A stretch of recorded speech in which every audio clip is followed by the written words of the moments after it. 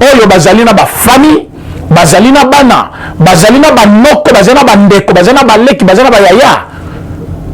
Nudité na bango botiango libanda pona kolekisa ke bon, bazali koma kuna, c'est bien. On pouvait le dire comme je l'ai dit sans montrer une image. Le ministre de la Justice travaille aussi avec le ministre des Affaires sociales. Parce que le problème est directement ils allaient toucher la société.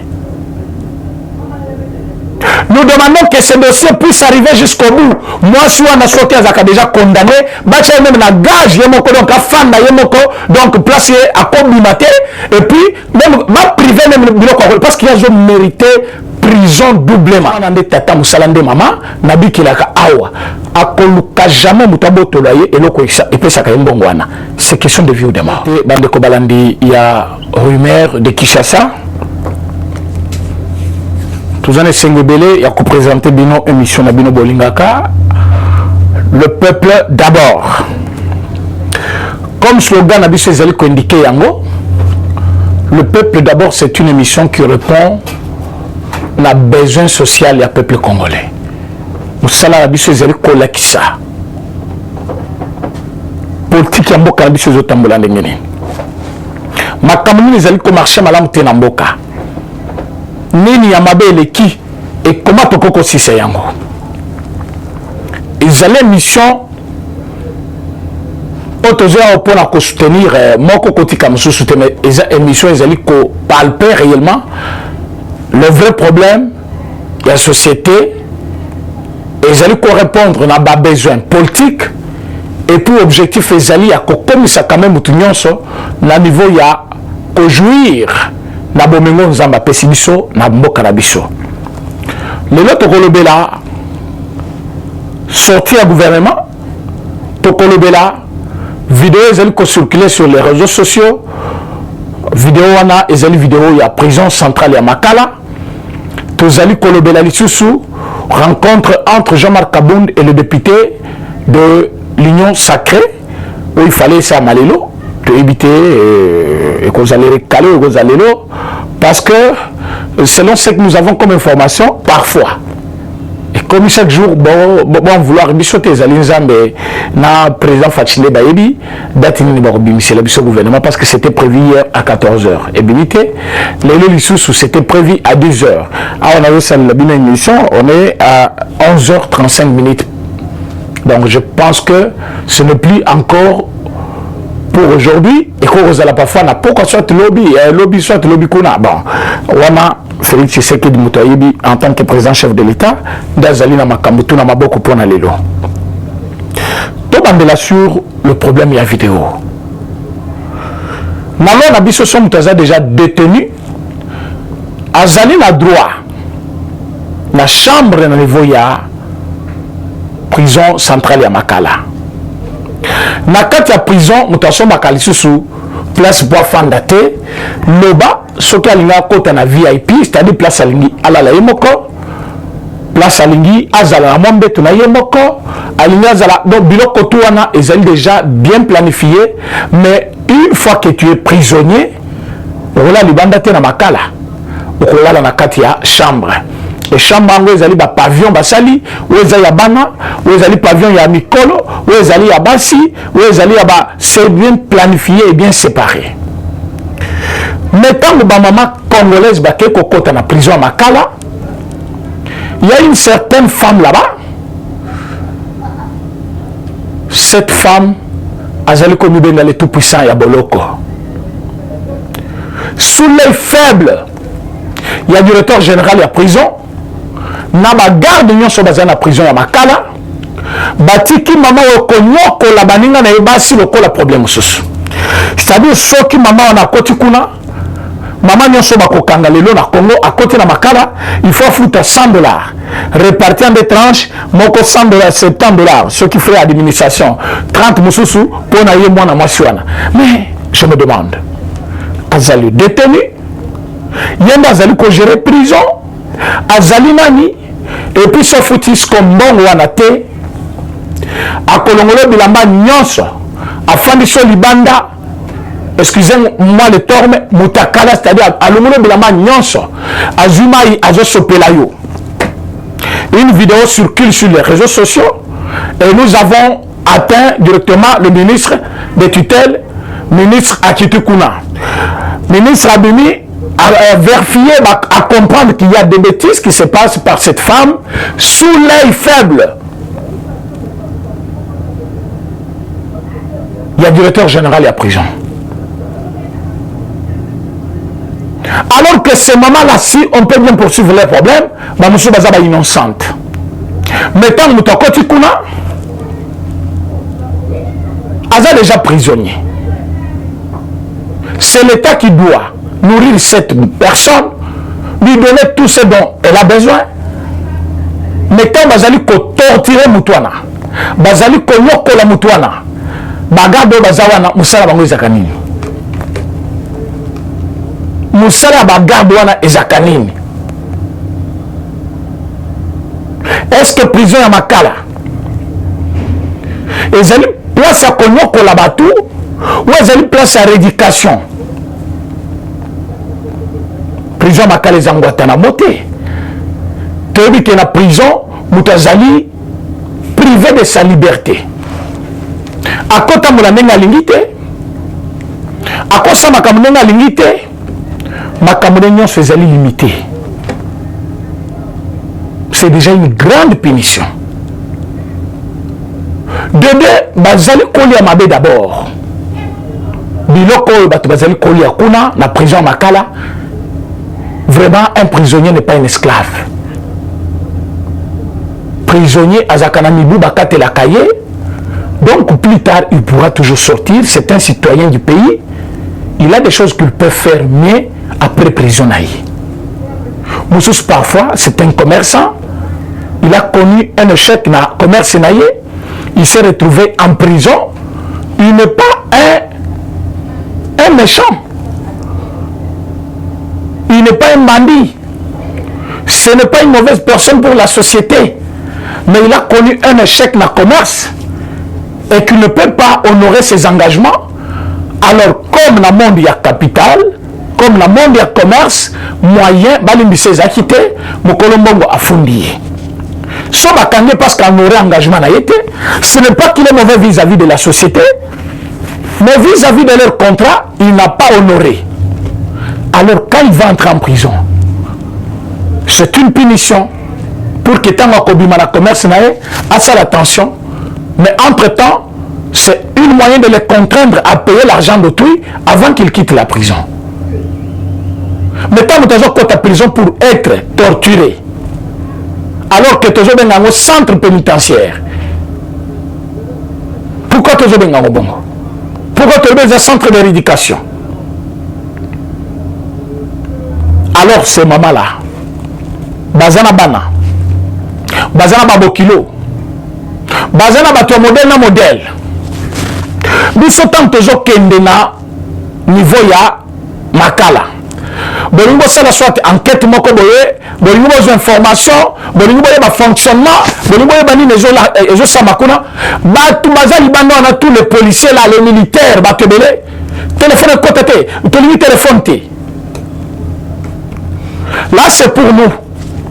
Mais cette vidéo là, vous allez exposer ba maman wana. D'abord, nous avons les réseaux sociaux. Ça nous a permis à connaître la vérité, mais nécessairement, il ne fallait pas seulement mettre cette vidéo-là, parce que cette vidéo expose des personnes. Oh, bazalina ba famille, bazalina bana, bazalina ba noko, bazalina ba ndeko, bazalina ba leki, bazalina ba yaya. Milité na bango bochango libanda pour na kolekisa ke bon, bazalina komakuna, c'est bien. On pouvait le dire, comme je l'ai dit, sans montrer une image.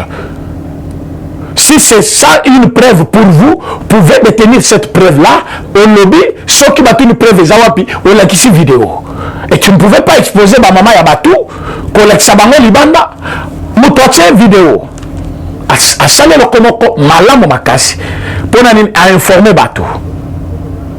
Mais l'unique moyen de informer Batou, ce n'était pas cette vidéo. C'est pour cela que je condamne pourquoi tu as qui vidéo. Vous allez dire non, tu te contredis, non.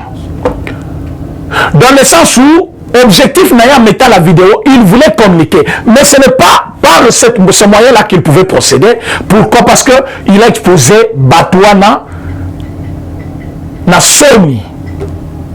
alors que biso tous allons lutter pour état de droit.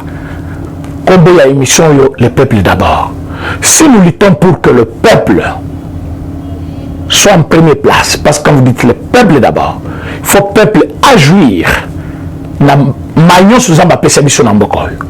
Pour que le peuple agir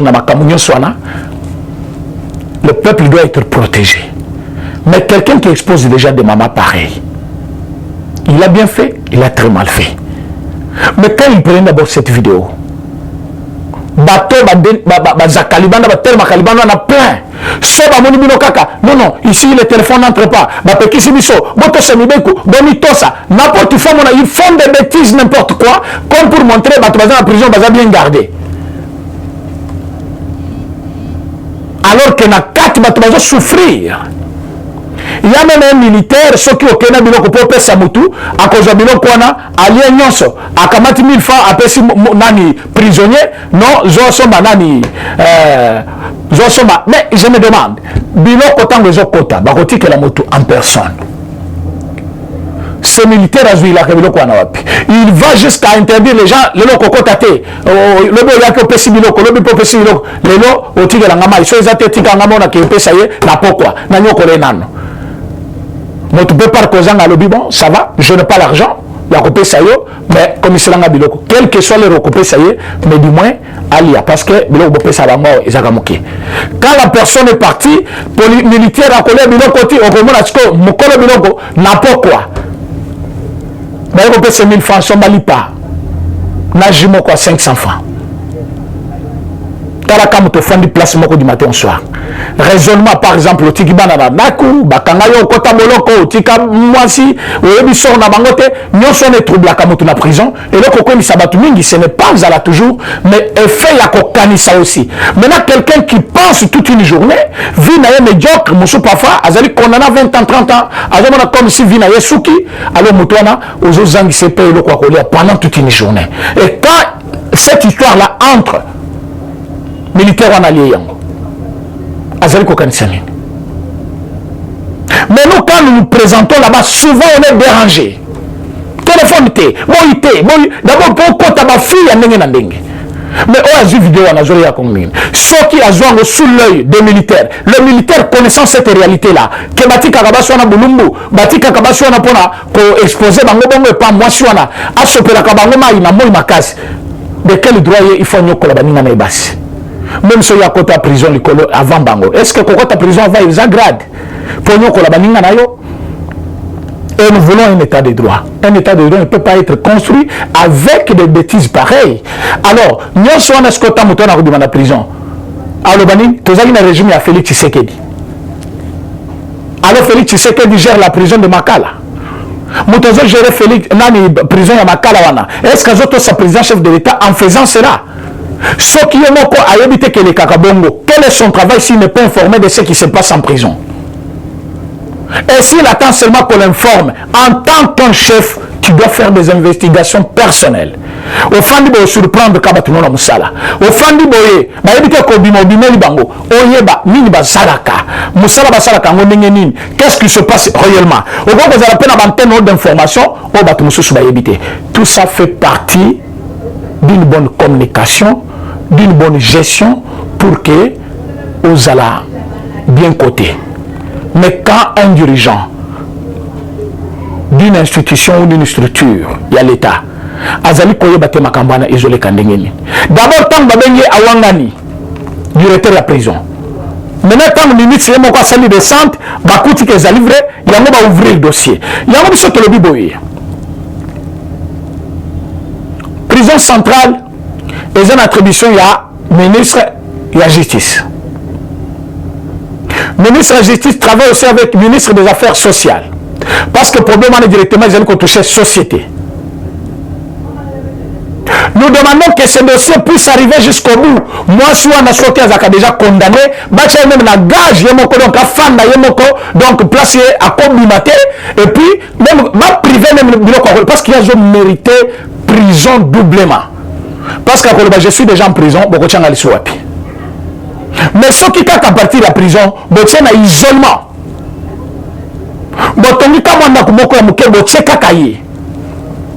Moi, ça va encore mériter même l'IA. Pourquoi qu'on y a la baninga? Bon, moi, ça va, il faut, bon, c'est place, moi, qu'on va te baser, yaté. Visite, mais écoute, zalaté. Téléphone, tel l'autre côté, parce que n'a évité. Comment va-t-on cause à la prison, dans un téléphone? Pas tout, dans un téléphone, la prison, ma calawana, dans un téléphone, wapi. Parce que plus on est plongé dans la politique, on oublie que ce sont les petits détails là, où ils allaient ça la force, il y a des politiciens à Bissau. Ceux qui prison, tu as vu qu'ils ont placé ma bille. Mais ils allaient placer au moto. À cause d'un même moyen qu'on respirer, là ça devient l'enfer. Ce n'est plus la prison. Parce que prison, nous sommes dans ils allaient pour éradiquer bateau. Bateau comme un citoyen normal, capable de servir Mboka Oyo. Capable de comme de bons citoyens après peine na bango. Mais ceux qui nous ont ta prison, abini, pour comme on était. Parce que nous connaissons comme ces délinquants. Après qu'on se capé qu'on a tellement nous connaît trop, abini pour changer terre. Les tuba maman wana. Alors que ce sont des mamans, vous savez, les mamans comment elles sont faibles. Tant que konyo kole bongo banyo kole donc baby c'est déjà mutunaye. Même temps qu'on bina kozala, quelle sorte de maman? Quelle sorte de maman? Nous demandons la prison, la directeur de la prison centrale. Attends le problème très près, de très près. Babongisa condition sociale, il y a des prisonniers. Être prisonnier, ce n'est pas être un esclave. Un prisonnier peut redevenir un citoyen normal. Un citoyen peut revenir à la cité et devenir même président chef de l'État. Tout un exemple à Mandela, il est en prison. Quand il est sorti, il est devenu quand même quelqu'un. Le monde est en prison. Quand il est sorti, Bobo Akomaki, Premier ministre, donc il faut battre Bamakambo Belé, battre Kala, ko distrait public tena Makambo Zangatina. Sorti à gouvernement. Gouverneur Zéry Kobima, si pas possible, si tout est possible, et qu'on cause à la lélo, je sais le loté, Fatchemo Kwayebi, mais je vous dis que dans ces pays, nous avons un gouvernement démissionnaire. Ce gouvernement démissionnaire, Bazali ko expédier des affaires courantes. Quand on dit que quelqu'un expédie des affaires courantes, c'est-à-dire quoi? Ce n'est pas que Moutazo Salaté. Azo Salamé pouvant les limiter. Alors, ceux qui pouvaient les limiter, ceux qui se font passer ordre, c'est l'exemple que je vous ai donné de Maman Toumanzès. Que quand elle est partie au niveau de Qatar, elle engage le gouvernement. Pourquoi? Parce que jusque-là, elle n'a pas encore quitté officiellement et Bonganaye, mais le gouvernement avait déjà déposé démission. À ce titre-là, ceux qui ont un mandat, il y a pays donné par le chef de l'État, parce que le chef de l'État, voilà, tu es ministre des Affaires étrangères, pas honoraire, mais démissionnaire. Donc il n'est pas encore parti. Tu dois signer. À co-signer, ce n'est pas une infraction à violer les dispositions de constitutionnalité.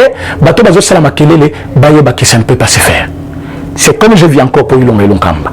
Bazali Kofuta des premiers ministres, non. On ne peut pas payer deux premiers ministres au même moment, parce que s'il y a deux premiers ministres, c'est-à-dire c'est un ministre sortant et un ministre entrant. Alors le ministre démissionnaire, lui au moins il a un salaire, que ministre entrant, pourquoi? Parce qu'il y a seulement une remise et reprise.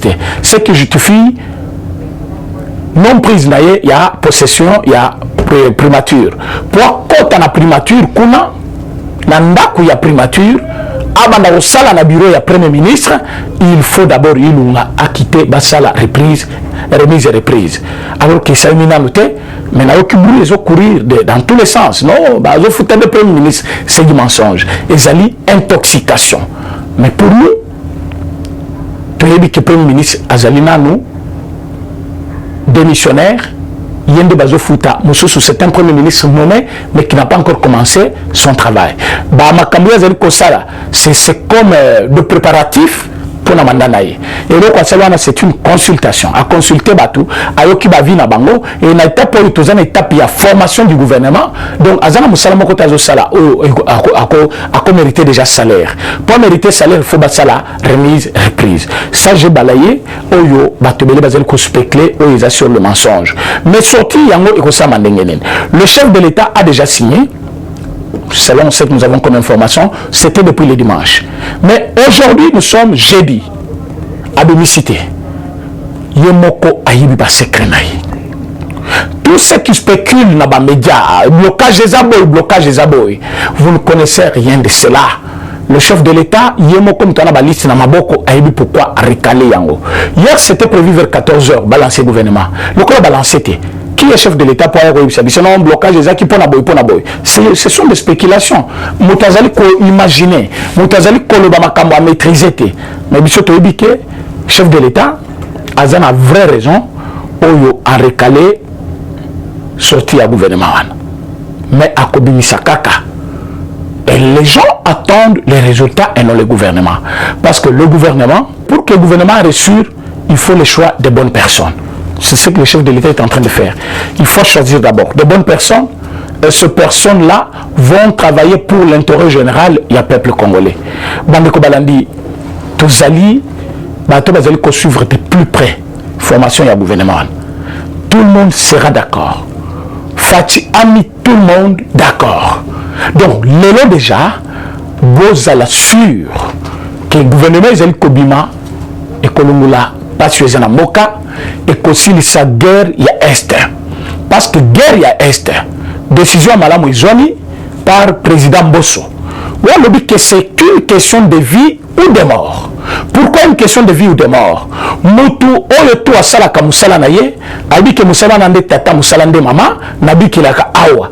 Akoluka jamais mutabo toloye et loko isa et puis ça ka mbongwana. C'est question de vie ou de mort. Alors bangopé des multinationaux bayibi ke minéré wana ou rien. Ba militaire o bazali kuna le haut gradé ou bazali impliqué na bilokwana. Bayibi que c'est question de vie ou de mort. Bon, mon cas, Jeannette Kabila, qui n'a parlement lobby, salaire, il y a en général, c'est $250. Je me suis posé la question. Comme toi, ton mandat, il y a $100 000, mais le bien, il y a $100 000. À quoi ça a combien d'années? L'armée, pour ton mandat, il y a $250. Il y a $100 000. Mais quand vous parcourez quand même la ville de Kinshasa, vous verrez que dans chaque coin, il y a l'immeuble, il y a un général. L'immeuble en Opo, l'immeuble, il y a 1 million, 3 millions. Ce n'est pas tous les généraux, mais il y a quelques-uns, il y a certains, parce que quand on parle aussi des élus du peuple, des députés, ce n'est pas tous les députés. Il y a aussi quelques députés, au Bazali na kati ya Makambouane, au Bazali koyiba bisolo l'État, au Bazali copier minerai na biso d'une façon illégale. Mais quand le président Bosso a parlé, j'ai aimé la tonalité naïe. Il a dit aisément et facilement que c'est une question de vie ou de mort. C'est-à-dire, préparez-vous. Ceux qui vous ont kati ya biloko wana, vous allez prêt, il y a qu'on s'inquiéter par la justice. Mais chance est que sourire biso, ba pesi biso ministre moko la justice muto akanda ko sakanate. Nazo sala propagande na avance mais je vous dis, beaucoup mon ba dossier union sezana mesa comment bato ba ko sauter na mboka oyo. Wana na revenir na maloba ya Augustin Kaboya loba qui certains vont prendre le chemin de l'exil. Ce n'est pas facile. On va le faire. To continue de la convocation et ba ko samba. Pendant que je vous parle, je sais que Bamusu Bazo se préparer pour Bakima. Bamusu Bazali Koluka, Bazong la Boyo Kanina, l'État Maison Simbate, Bomuna qui Kale va comme se précipiter. Balobi Bakosambi c'est le 3 mai. Comme à 5 audiences publiques. Dieu n'avait pas encore une invitation officielle. Baouti continue de l'invitation officiellement. 2 invitations, il n'a pas toujours répondu, comme Balobi qui est Azali Bandamboka. Alors, Bakotine a des avis de recherche. C'est-à-dire toujours qu'il y a un malin, mais malin petit comme si on a contre-mire. Alors, Batouana, c'est le moment qu'il fallait battre la bango, banda déjà koyebi sa bango. Allez vous représenter devant l'État. Allez vous présenter plutôt. Parce que quand vous refusez de vous présenter, boyeba ke bozali kotimbola libulu o bino moko bokoko na kati parce que l'état akoya ko limbisa yo te. L'état koluka par tous les moyens maintenant alukilo ba problème. Et on tozali ko senga na batu nyonso o bazala problème na justice ba se rendre bango moko parce que le gouvernement ezali kobima e ko limbisa mutu te. Merci tokutani lobby. Eshima, votre magazine qui bat au rythme de l'actualité. Une réponse à vos besoins en information, un éclairage dans divers domaines. Impartial, documenté, instructif. Eshima au cœur de l'info. Retrouvez la nouvelle édition. Exclusivité. Estache Mouandi, ministre d'État, ministre des Ressources hydrauliques, relève le défi de la libéralisation du secteur de l'électricité. Des actions concrètes. Cap sur la libéralisation de l'électricité. Installation des mandataires ARE et Anser. Fonds Mwinda qui permettra de fournir de l'énergie électrique propre à 15 millions des Congolais. Signature contrat B-Box. Plusieurs protocoles d'accord signés dans le cadre de la mise en application de la loi sur l'électricité. Les avancées enregistrées dans les secteurs des ressources hydrauliques et électricité grâce à la vision du ministre d'État Estache Mouandi représentent un acquis indispensable qui balise le chemin vers l'effectivité de l'amélioration du taux de desserte en eau potable et en électricité. Focus. Payer l'impôt est un devoir civique. Le directeur général de la DGI, Barnabé Mwakadi, sensibilise les assujettis. Dossier Eshima, les épidémies les plus dévastatrices de l'histoire. Nation, le ministre d'État Ribens Mikindo met en valeur les blocs pétroliers et gaziers de la RDC afin de transformer les potentialités en hydrocarbures en véritable richesse. Élection 2023, le compte à rebours de la Senco. À lire également les portraits de Kelly Kunte, journaliste chevronné. Économie, budget 2021, moins ambitieux, plus réaliste. Culture, les tabous de l'inceste. Retrouvez l'intégralité du magazine Eshima dans les kiosques. Eshima Magazine, un nouveau standard d'information.